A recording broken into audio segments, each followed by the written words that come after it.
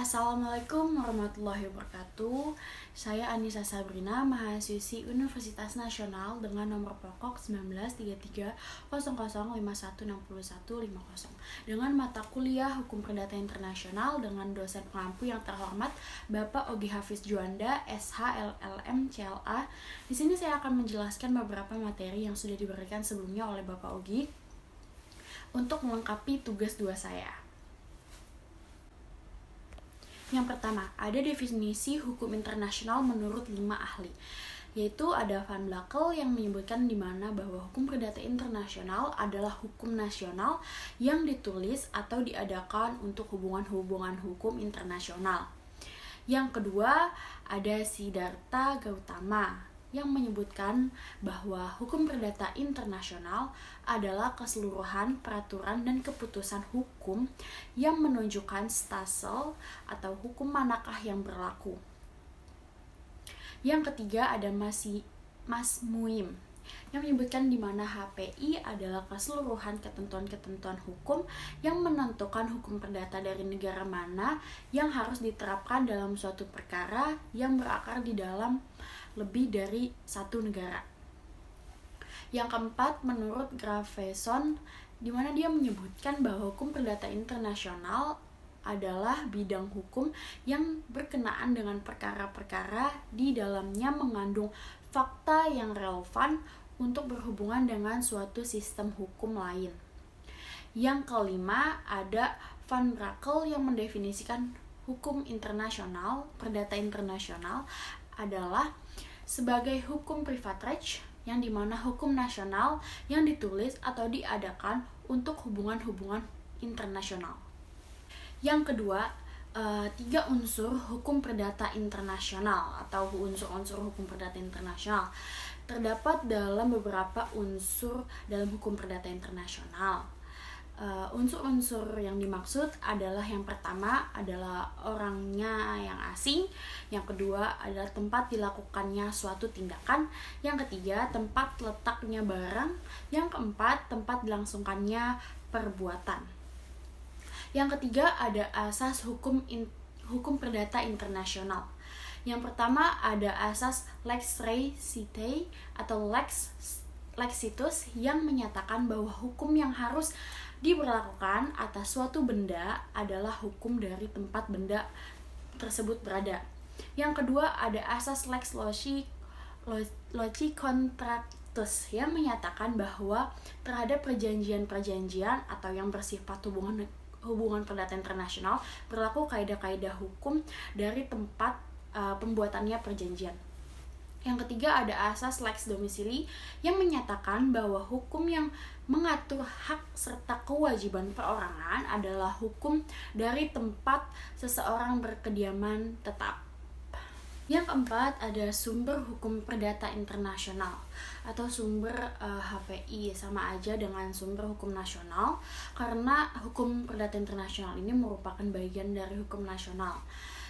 Sumber hukum utama HPI adalah pada kebiasaan dan jurisprudensi, sedangkan undang-undang atau hukum tertulis sedikit sekali karena sumber tertulis HPI sedikit sekali, maka hakim sering menghadapi adanya kekosongan hukum.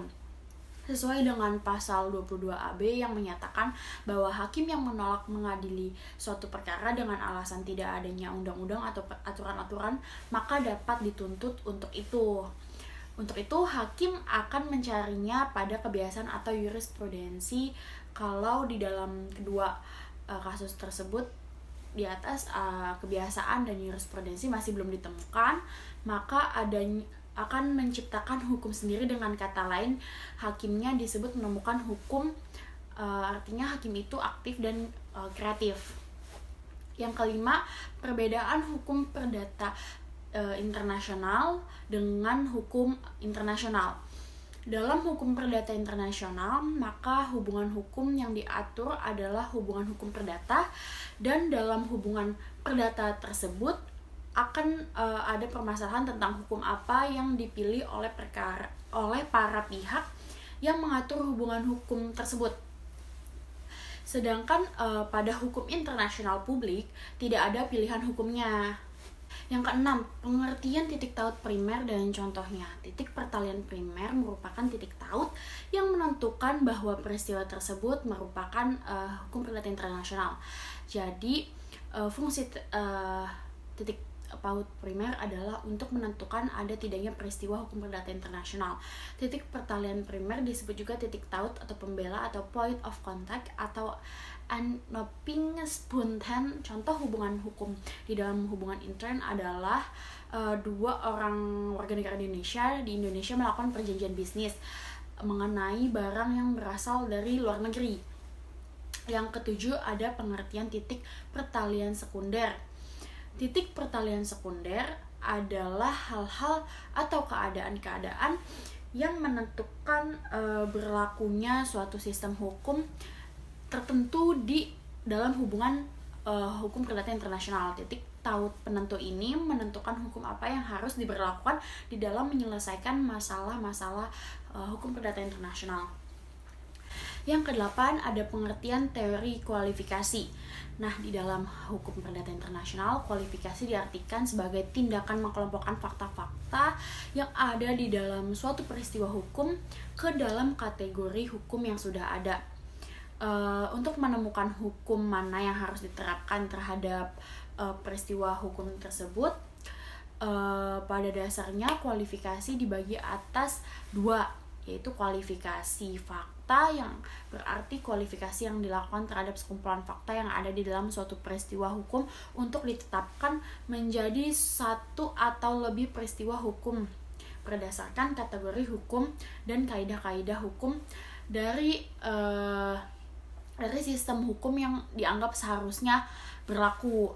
Nah, yang kedua ada kualifikasi hukum, yaitu penggolongan seluruh kaidah hukum ke dalam suatu kelompok hukum tertentu yang dimana ditetapkan hukum sebelumnya. Nah, di dalam HPI ini ada bermacam-macam kualifikasi, yaitu ada kualifikasi lex fori, kualifikasi lex causa, kualifikasi bertahap, dan kualifikasi otonom, dan masih ada yang lainnya. Sekian presentasi untuk tugas 2 dari saya, kurang lebihnya mohon maaf. Wabillahi taufiq wal hidayah. Wassalamualaikum warahmatullahi wabarakatuh.